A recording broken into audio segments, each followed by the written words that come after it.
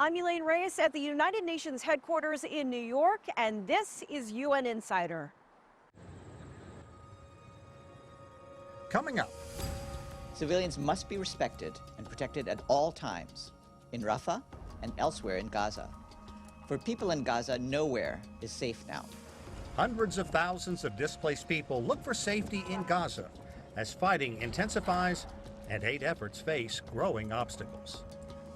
More than 70% of our workers are exposed to excessive heat. Another impact of climate change. Rising temperatures creating rising health risks for the global workforce. Can artificial intelligence help reconnect families separated for decades? Next.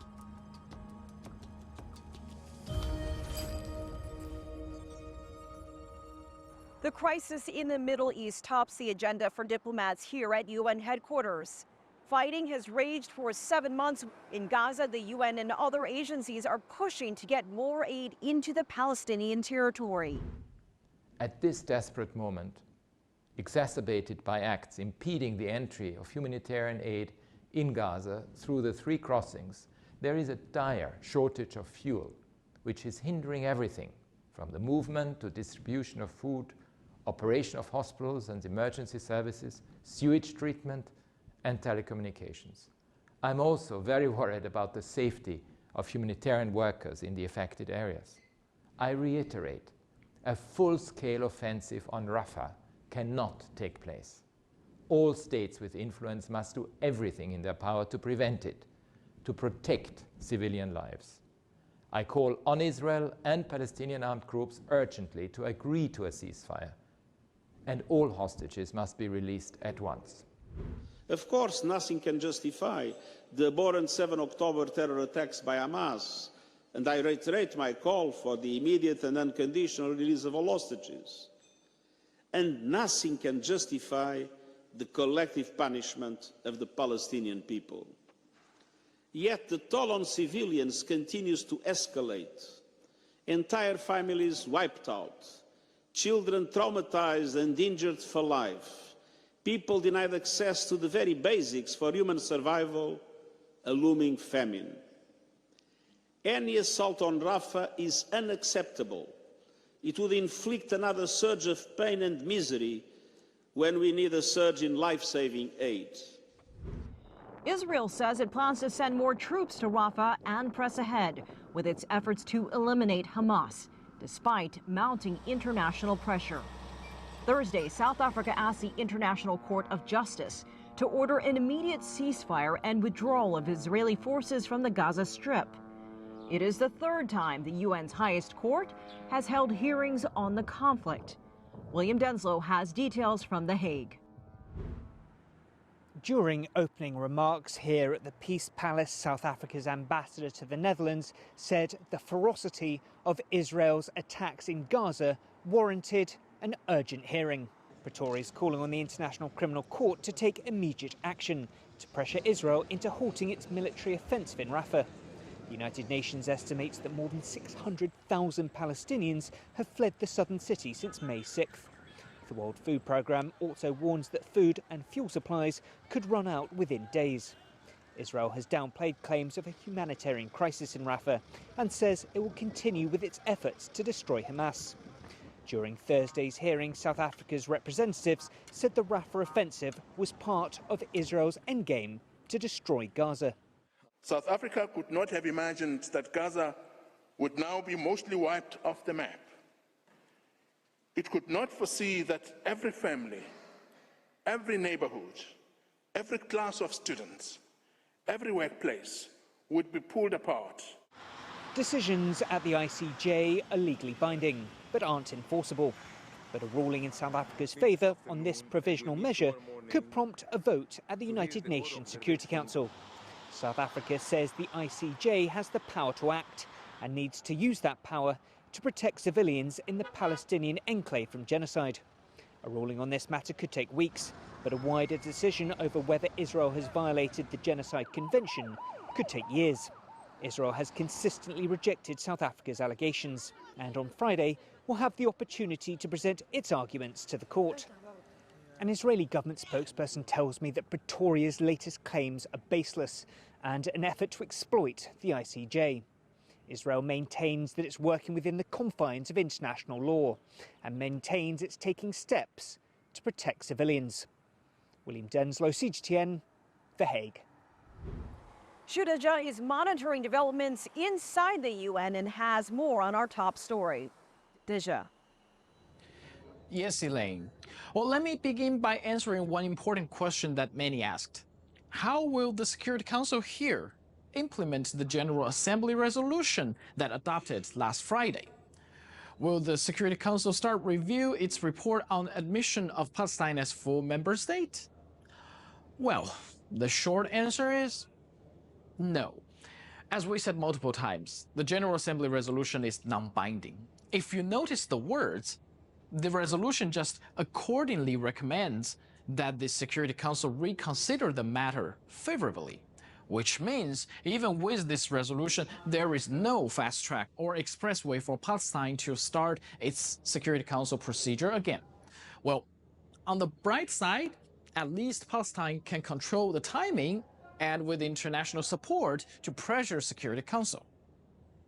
I know Israeli ambassador's theatrics went viral, and here is the response from the deputy spokesperson for the Secretary General. And do you feel uncomfortable to see that image in the TV? I've been around here a long time. I've seen a lot. Look, And all I can tell you, look, that was a charter. There's many charters. There's one right here. The charter is intact. Its ideals are intact. you resurrected it. What? You resurrected it. The charter Great, good job. is something that will stay with us. And like I said, it's the founding document of this organization. As long as this organization exists, the charter exists. Now, Sudan. As the fighting goes on, it's already been the world's largest eternal displacement crisis. But as you can imagine, with crisis in Gaza, in Ukraine, it has been largely ignored. Roughly 18 million people, more than a third of its population, are going hungry, and at least 5 million are on the brink of famine. This is what UN resident and humanitarian coordinator for Sudan told us. Sudan is now today the world's largest displacement crisis. Almost 9 million people, 9 million people have been forced to flee to other parts of Sudan or neighboring countries. Most of the population lacks access to health care. An entire generation of children is missing out on education. Famine is on the horizon, threatening millions of lives. And the window to act is closing fast. We have just 6 weeks before the lean season sets in, when food becomes less available and more expensive. Then Gaza. This week, a UN vehicle has been attacked in Rafah city. One Indian UN staff was killed and one Jordanian was wounded. This marks the first UN international staff casualty since October 7th last year. Who did this? Well, watch. Do you have more information on the international casualty in Gaza? It's very early in the investigation, and details of the incident are still being verified with the Israeli Defense Force. The UN is in contact with Israeli officials about the incident, correct? Yes.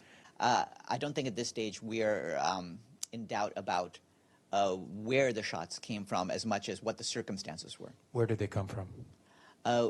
We believe it came from a tank in the area. Am I right that only the IDF have tanks in the region?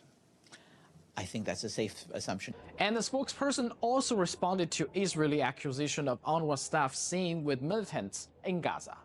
UNRWA is unable to verify the authenticity or the content of this video and does not have any information on the timing or the exact location of the video.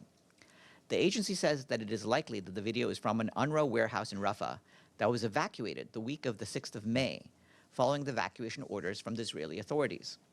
UNRWA staff were informed to depart the facility for their safety. Flour and UNRWA vehicles were left in the facility when it was abandoned. UNRWA condemns the use of UN facilities by any party to the conflict for military purposes.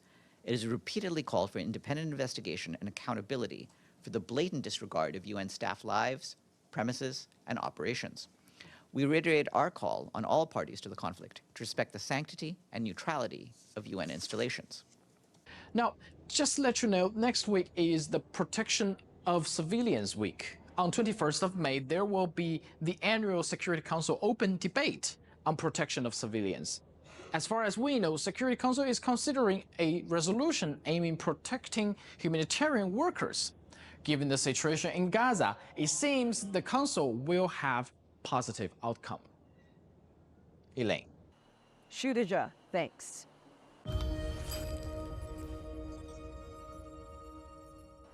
April marked another month of record global heat. It is the 11th straight month of record-setting global temperatures. Searing heat waves and other climate change effects are creating new challenges for those who work outdoors. More than 70% of our workers are exposed to excessive heat, at least excessive heat at one point in their working lives. That's 2.4 billion workers globally. Climate change is impacting the health and safety of the world's workforce. A report from the International Labour Organization lays out the increasing health risks connected to rising temperatures and extreme weather events. Workers in impoverished regions are most susceptible, and the results can be fatal. Nearly 20,000 workers are dying yearly because of these injuries in the workplace related to rising temperatures and to exposure to excessive heat. Global warming has also been linked to serious health conditions in workers, including cancer, cardiovascular disease, respiratory illnesses, and kidney dysfunction. Our changing climate is also increasing exposure to parasitic and vector-borne diseases such as malaria and dengue fever. Many heat-related health concerns are now emerging in unexpected places. The key issues we face are not where it's known to be very hot for the longest of period, where people are very acclimatized, but it's the new regions where heat was never such an issue and has become an issue, that we're facing some of the acute injuries that we're seeing today. The ILO is calling for revamped occupational health and safety rules to address increased threats. Let's take a look at some of the other global issues on the UN's agenda this week. Achieving peace and stability in Libya is a prerequisite for delivering judicial justice.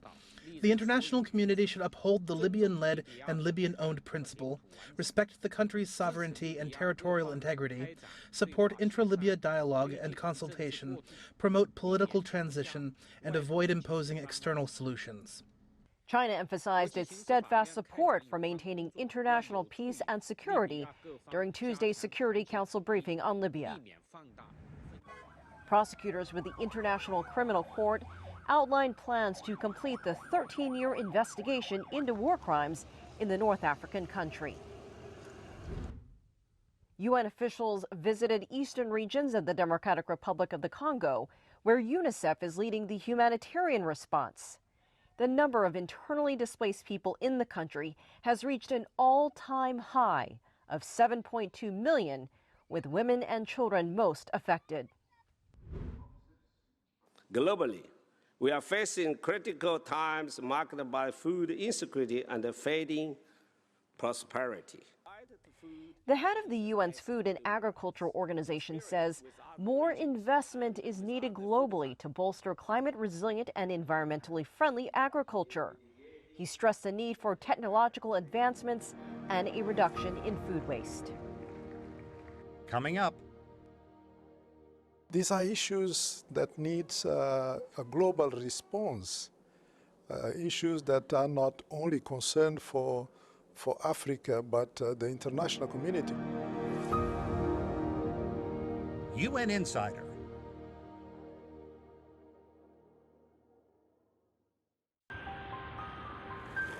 I see a country on the move. There's my opportunity. Is it good to change so fast? Yes, but it's a challenge. We have one foot in the future. But we never forget our past. We need to talk to one another. And listen. More than 1 billion voices telling their stories. Rediscovering China, only on CGTN.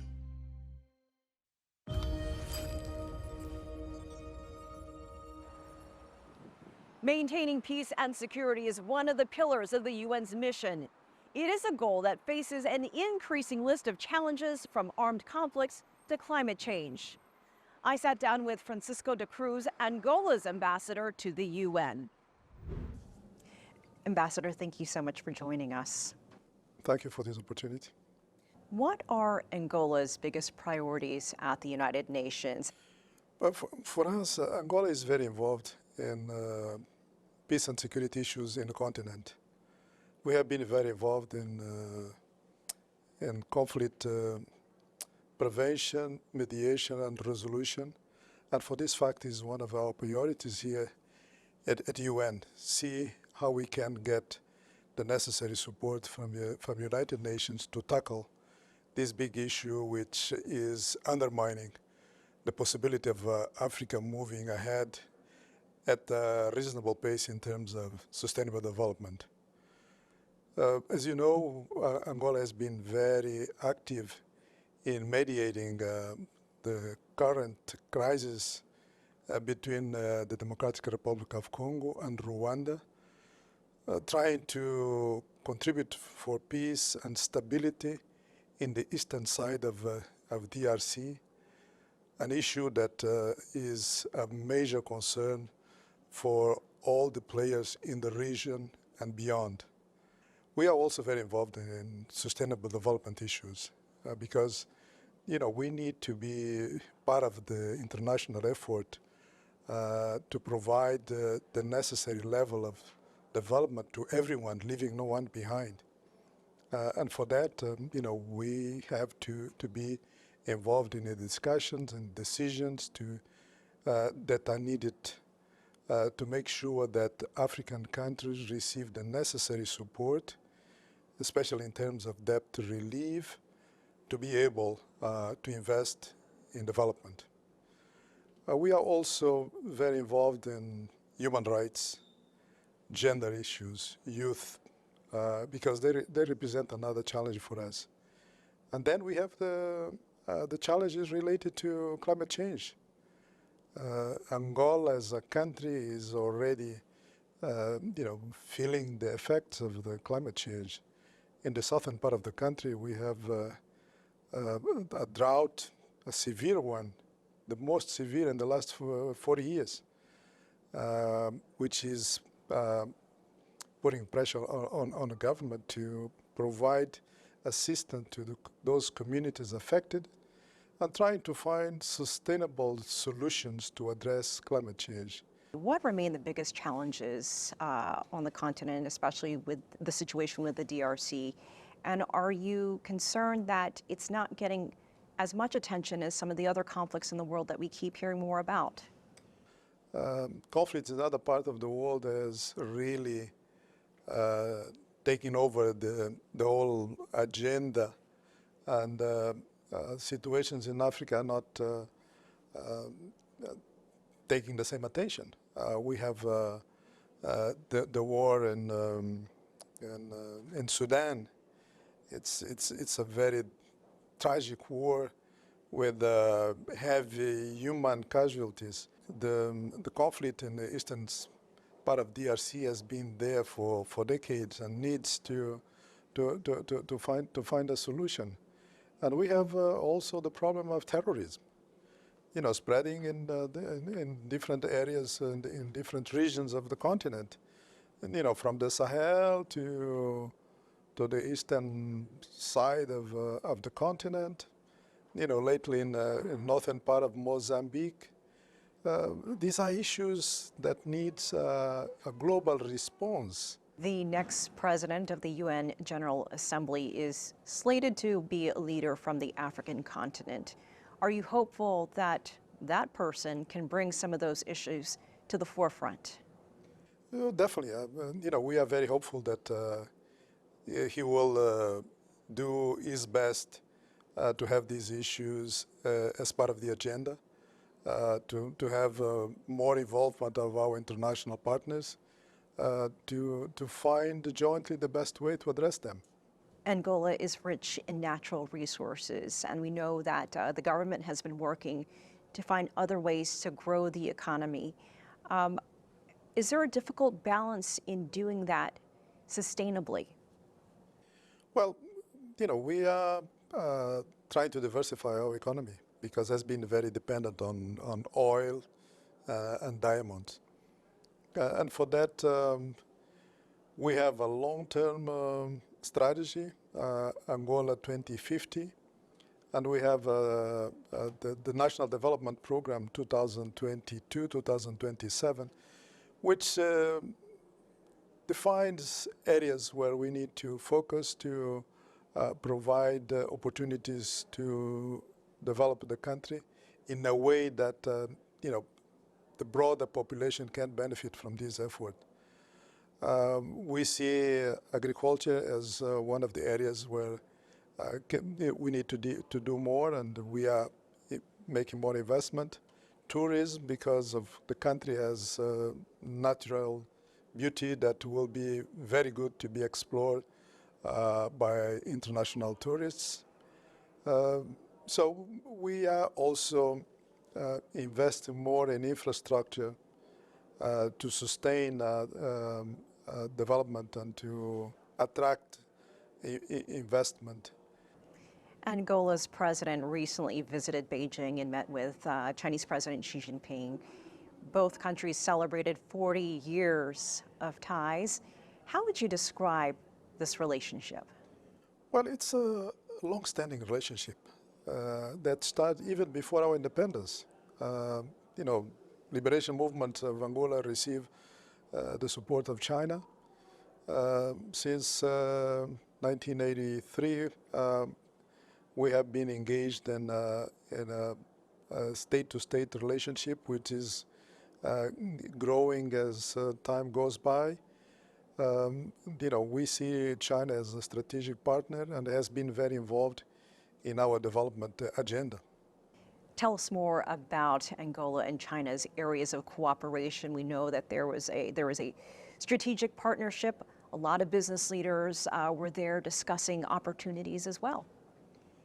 Yes, you know, we see that we have more than 400 Chinese companies in Angola.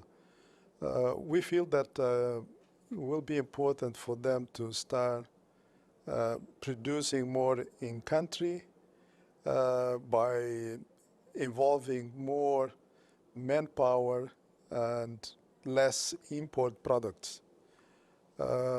We think that you know, China can do more as part of our strategy of economic development. China's experience can be very helpful for Angola and for the region, because what happens in Angola has also economic implications in neighboring countries like DRC, Zambia, Namibia, and therefore, you know, we see this partnership with great opportunity to continue to expand and to grow. Ambassador de Cruz, thank you so much for your time. Thank you for this opportunity. Coming up. They told my mother that her baby had died, but they never showed her the body. Up until now, we haven't found her.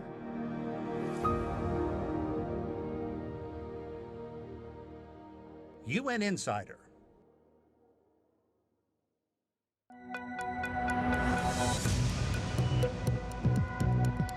Each day, there are millions of stories. Each one can open new perspectives, new possibilities. Wherever you look, we are there to see, discover, explore. We put the pieces together to find what really matters to you, all around the world, all around the clock. Our reporters are at home across the globe. From our headquarters in Beijing and production centers in Washington, Nairobi, and London. Stories from across the globe, reaching people across the globe. CGTN. See the difference.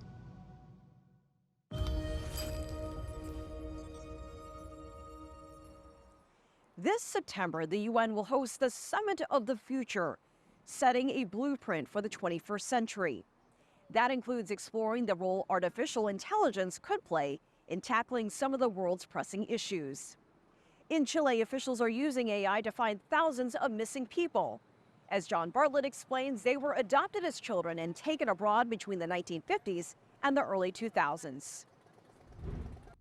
Over a period of more than 50 years, thousands of babies in Chile were stolen from low-income mothers.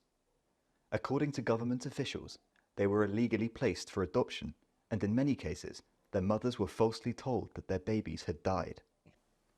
These irregular adoptions have caused decades of pain and frustration in Chile. Various entities, including the Chilean state and Catholic Church, were complicit in the scheme, which took advantage of a lack of regulation around international adoptions. After decades of raising the alarm without great success, human rights organizations and the Chilean government are now working to locate the children. Sol Rodriguez is the co-founder and president of Hijos y Madres del Silencio, one of the organizations leading the search. I started this because I'm searching for my sister, who was born in 1972. They told my mother that her baby had died, but they never showed her the body. Up until now, we haven't found her. Some organizations have said that the number could be closer to 50,000. The whereabouts of thousands of children like Sol's sister are unknown.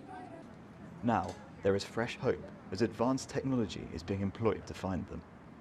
One marketing company, Cheil, originally from South Korea, is lending its expertise to locate the children. Although most of them are now in their 40s and 50s, Cheil has been able to combine human factors such as weight or hair coverage of siblings and half-siblings with AI technology to create the images. Using the genetic information of the family members as a starting point, we have created images of what the face and body of the child they are looking for might look like. The company says that early results in media coverage have been promising, and they are optimistic. They are focusing search efforts in Italy, Sweden and France, where many of the babies were sent for adoption. And they hope that word will spread, and people might get in contact to say that they could be one of the adoptees. The Chilean government has also assumed responsibility for the search, with President Gabriel Boric forming a multi-sector working group overseen by the Ministry for Justice and Human Rights. Other ministries are participating, including the Foreign, Health, and Social Development ministries. What we are looking to do is coordinate the information so that the Chilean state can take responsibility. Sol Rodriguez believes that the AI project could hold answers, but she says that raising awareness is the key to locating the children.